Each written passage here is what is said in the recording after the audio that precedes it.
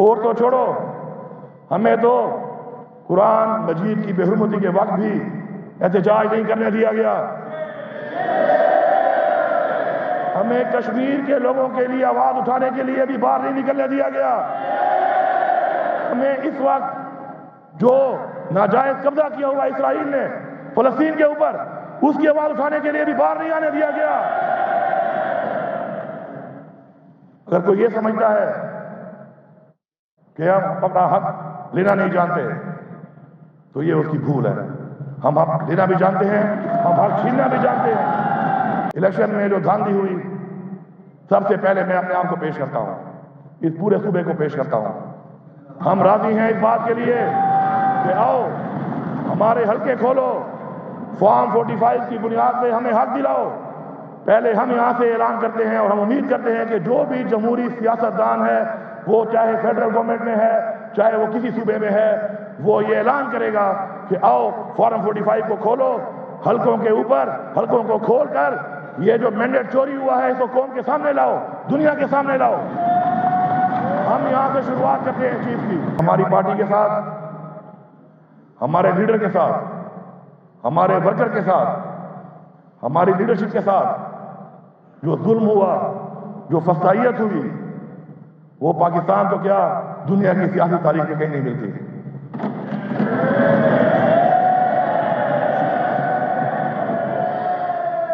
میرا لیڈر عمران خان آج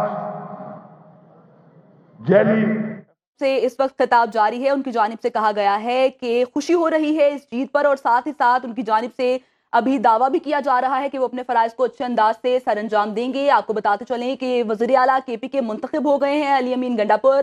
آج یہ انتخاب ہونے جانا تھا اور ان کے مد مقابل ڈاکٹر عباد اللہ تھے جن کو 16 ووٹ حاصل ہوئے ہیں، جبکہ علی امین گنڈاپور کو 90 ووٹ سے برتری ملی ہے۔ اس نے فلسطین کے مسلمانوں کی بات کی، اس نے ریاست مدینہ کی بات کی،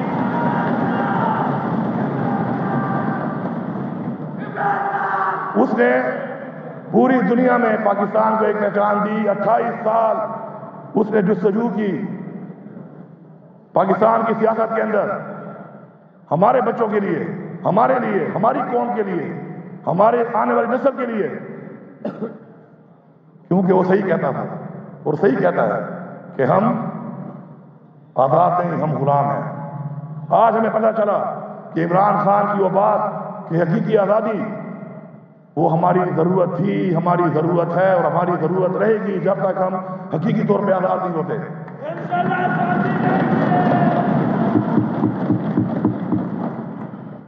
میں یہاں پہ مطالبہ کرتا ہوں کہ عمران خان کا open, free and fair trial ہونا چاہیے اور جلد سے جلد اس کو رہا کیا جائے۔ میری پارٹی کے ساتھ جو ظلم ہوا ہے، جو ظلم میری پارٹی کے ساتھ ہوا ہے، میری پارٹی کے ورکر کے ساتھ ہوا ہے، میری پارٹی کی خواتین کے ساتھ ہوا ہے، میں یہاں مطالبہ کرتا ہوں کہ اس کا ازالہ کیا جائے۔ اپنی اصلاح کریں، اپنی اصلاح کریں، اس کا ازالہ کریں۔ ہم انتقامی کارروائی نہیں چاہتے، یہ ملک بھی ہمارا ہے، یہ ادارے بھی ہمارے ہیں، یہ ریاست بھی ہماری ہے، لیکن ہم اصلاح چاہتے ہیں، کیونکہ اگر ہم اصلاح نہیں کریں گے تو آج میرے ساتھ ہوا ہے، کل آپ کے ساتھ ہوگا، پرسوں اس کے ساتھ ہوگا، ترسوں اس کے ساتھ ہوگا۔ اور جو اس اصلاح کے لیے راضی نہیں ہے اور وہ سمجھتا ہے کہ یہ نظام ٹھیک ہے اور وہ یہ سمجھتا ہے کہ وہ اس نظام میں کل گھوم کے اس میں وہ نظام نہیں آئے گا، تو وہ اپنے آپ کو بیوقوف بنا رہا ہے۔ میں واضح طور پہ کہنا چاہتا ہوں کہ میں یہاں پہ اعلان کرتا ہوں کہ ہم ایک ایسا نظام چاہتے ہیں کہ بشمول میرے کوئی بھی اس ملک کے اندر، اس ریاست کے اندر زیادتی نہ کر سکے، قانون کو ہاتھ بنا لے سکے، کسی کے خلاف غیر قانونی کارروائی نہ کر سکے۔ اگر ہم چاہتے ہیں کہ ہمارے بچے سیکیور ہوں، محفوظ ہوں، ہماری مائیں، بہنیں، بیٹیاں، ہمارے بزرگ، ہمارا ہر پاکستانی چاہے وہ کس مذہب سے ہے وہ محفوظ ہو، تو ہمیں یہ نظام بدلنا پڑے گا۔ اگر ہم یہ نظام نہیں بدلیں گے، کل یہ عوام ہمارا گریبان پکڑے گی۔ ہم نے اپنے گریبان کو بچانا ہے اور حق ادا کرنا ہے، جس کے لیے عوام نے مینڈیٹ دے کے ہمیں یہاں پر بھیجا ہے، جس کے لیے عوام نے ہمارے لیے تکلیفات اٹھائی ہیں، جبر برداشت کیا ہے، زیادتی برداشت کی ہے، قید برداشت کی ہے. ہماری خواتین آج بھی جیلوں میں ہیں. ہماری پارٹی سے نشان بھی لے لیا گیا. ہمیں لیول پلینگ فیلڈ تو چھوڑ دے، ہمیں تو فیلڈ میں آنے بھی نہیں دیا گیا. میں شکر گزار ہوں اس ساری عوام کا جس نے حق اور سچ کا ساتھ دیا، عمران خان کو ووٹ دیا، پختونخوا کی عوام کا، اپنے حلقے کی عوام کا، کہ انہوں نے ہماری غیر موجودگی میں ہمارا الیکشن لڑا، ہمیں کامیاب کیا. میں ان کو سلام پیش کرتا ہوں. اور تو چھوڑو، ہمیں تو قرآن مجید کی بے حرمتی کے وقت بھی احتجاج نہیں کرنے دیا گیا.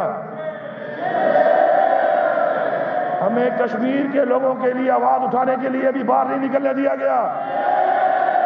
ہمیں اس وقت جو ناجائز قبضہ کیا ہوا اسرائیل نے فلسطین کے اوپر، اس کی آواز اٹھانے کے لیے بھی باہر نہیں آنے دیا گیا. اگر کوئی یہ سمجھتا ہے کہ ہم اپنا حق لینا نہیں جانتے تو یہ اس کی بھول ہے. ہم حق لینا بھی جانتے ہیں، ہم حق چھیننا بھی جانتے ہیں. اور آپ کے سامنے موجود ہیں یہاں پر وہ لوگ جنہوں نے ثابت کیا ہے اپنی عوام کے ذریعے کہ ہم انشاءاللہ حق لے سکتے ہیں. لیکن حق لینے کا ایک قانونی طریقہ ہے.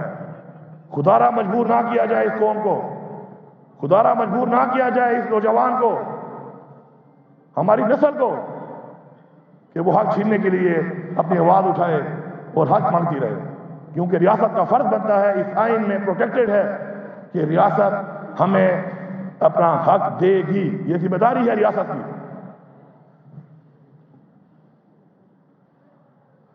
الیکشن میں جو دھاندلی ہوئی، سب سے پہلے میں اپنے آپ کو پیش کرتا ہوں، اس پورے صوبے کو پیش کرتا ہوں.